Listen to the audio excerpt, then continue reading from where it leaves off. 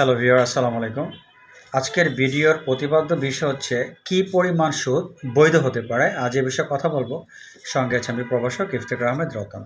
হয়তো আপনারা বলতে পারেন যে সুদ তো সুদ, সেটা তো অবৈধ, সেখানে আবার পরিমাণের বিষয়টা কিভাবে আসে? সুদের পরিমাণ যদি ১ টাকা হয় সেটাও তো অবৈধ। এখন আমি বলবো আসলে ভিন্ন কথা। হয়তো আপনারা বলতে পারেন যে মহান আল্লাহ তাআলা পবিত্র কোরআন শরীফে বলেছেন, আল্লাহ পাক ব্যবসাকে করেছেন হালাল আর সুদকে করেছেন হারাম। আমি বলবো এটার অনুবাদ সঠিকটা হবে আল্লাহ পাক ব্যবসাকে করেছেন হালাল আর রিবাকে করেছেন হারাম। এখন আমাদের সম্মানিত আলেম সমাজ রিবাকে বলে থাকেন সুদ, কিন্তু আপনারা ডিকশনারিটা যাচাই করে দেখবেন। আমি এটি গবেষণা করেছি। রিবার অর্থ সুদ কখনই হয় না, এটি সম্পূর্ণ ভুল ধারণা। রিবার অর্থ সুদ হবেই না। এখানে সঠিক অনুবাদটা হবে, রিবার অর্থ হচ্ছে ওইটা, আপনি যদি অন্যায়ভাবে কারো কাছ থেকে কোনো টাকা পয়সা নেন, সেটা দুর্নীতি হতে পারে, সেটা ঘুষ হতে পারে, জালিয়াতি হতে পারে, চোরাকারবারি হতে পারে। অন্যায়ভাবে যে কোনো টাকা পয়সা অর্জন করাটাকে রিবা বলা হয়েছে। আপনি যদি খাদ্যে ভেজাল করেন সেটাও রিবা। অর্থাৎ অন্যায়ভাবে ১ টাকা যদি আপনি উপার্জন করে থাকেন সেটা রিবা। অর্থাৎ অন্যায়ভাবে কোনো টাকা উপার্জন করতে পারবেন না। ঘুষ, জালিয়াতি, যত রকম অন্যায় আছে, করাপশন, দুর্নীতি যা আছে সবই রিবার আওতায় পড়বে। এখন একটা বিষয় হচ্ছে, আপনি যদি উচ্চ হারে সুদ নেন, যেমন আপনারা জানেন প্রাক ইসলামী যুগে বা তার আগে কিন্তু সুদি কারবার ছিল, এবং সে সুদের হার ছিল কয়েক গুণ। কেউ যদি ১ লক্ষ টাকা নিত, তাকে ২ লক্ষ ৩ লক্ষ টাকা দিতে হতো একটা সার্টেন টাইমের পরে। যদি সে না দিতে পারত, তাহলে তাকে গোলামি করতে হতো আজীবন। সে গোলামি না করতে পারলে তার সন্তানকে গোলামি করতে হতো। এভাবে মানুষ সুদের শিকার হতো, দেউলিয়া হয়ে যেত। ওই সুদের বিরুদ্ধে মহান আল্লাহ তাআলা শাস্তির ঘোষণা করেছেন, এটাকে রিবা বলা হয়।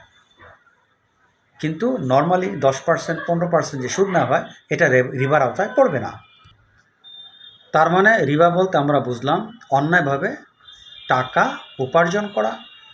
সেটা সুদও হতে পারে, কিন্তু উচ্চ হারে, চক্রবৃদ্ধি সুদ এবং উচ্চ হারে সুদ, যেটা কয়েক শতাংশ।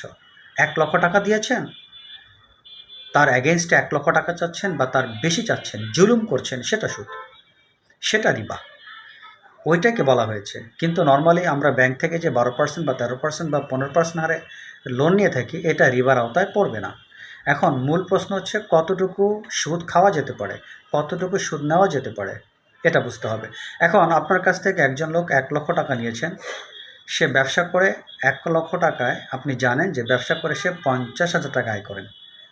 সেও আপনাকে বলেছে আমি ৫০,০০০ টাকা আয় করি, সো আমি আপনাকে ১ লক্ষ টাকার এগেনস্টে ১০,০০০ টাকা দিতে চাই। এটা সুদ হবে না, কেননা এটা তার জন্য জুলুম নয়, এটা তার জন্য কমফোর্টেবল। কিন্তু আপনি যদি তার কাছ থেকে ৩০,০০০ টাকা, ৪০,০০০ টাকা দাবি করেন, সেটা রিবা হবে, কেননা এখানে আপনি জুলুম করছেন, আপনি জালেম। আবার আপনার কাছ থেকে কেউ ১ লক্ষ টাকা নিয়েছে, সে বছর আয় করে ১০,০০০ টাকা, সে আপনাকে ১,৫০০ টাকা বা ২,০০০ টাকা দিতে চায়, আপনি সেটা নিতে পারেন, সেটা সুদের মধ্যে, এটা রিবার মধ্যে পড়বে না। কিন্তু আপনি যদি ৫,০০০ টাকা বা তার বেশি দাবি করেন, অথচ সে আয় করে ১০,০০০ টাকা, আপনি দাবি করছেন ৫,০০০ টাকা, সে আপনাকে কীভাবে দিবে? কীভাবে সম্ভব? এটা রিবা হবে। জুলুম করে নিচ্ছেন, এটা রিবা হবে। কিন্তু আপনি যদি, সে ১০,০০০ টাকা আয় করে, আপনি দাবি করছেন ২,০০০ টাকা, ১,৫০০ টাকা, সেটা রিবার মধ্যে পড়বে না, এটি সুদ বলে গণ্য হবে না। তার মানে আমরা বুঝলাম রিবা বলতে কোরআন শরীফে যে রিবার কথাটা বলা হয়েছে, সেটা হচ্ছে অন্যায়ভাবে কারো কাছ থেকে মাল গ্রহণ করা, জুলুম করে মাল গ্রহণ করা। সেটা সুদের মাধ্যমে হতে পারে, কিন্তু রিবার সরাসরি অর্থ সুদ ধরা যাবে না। অন্যায়ভাবে সম্পদ অর্জন করা, উচ্চ হারে সুদ ধরা, চক্রবৃদ্ধি হারে সুদ ধরা, এগুলো রিবার হতে পারবে। আর ছোটোখাটো, আপনি কেউ বিদেশ যাচ্ছে, নিশ্চিত তার ভিসা হয়ে গিয়েছে, তার ভিসা ওকে, সে বিদেশ গেলে ১ লক্ষ টাকা বা ৫০,০০০ টাকা বেতন পাবে।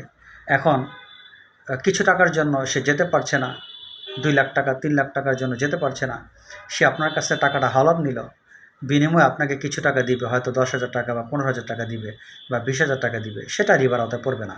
এখন তাকে বিপদ আপনি সাহায্য করেছেন ৩ লক্ষ টাকা দিয়ে, আপনি দাবি করছেন ১ লক্ষ টাকা বা ৫০,০০০ টাকা, এটি জুলুম, এটি রিবা। আশা করি ভিডিওটি বুঝতে পেরেছেন। আজ এ পর্যন্ত, আল্লাহ হাফেজ।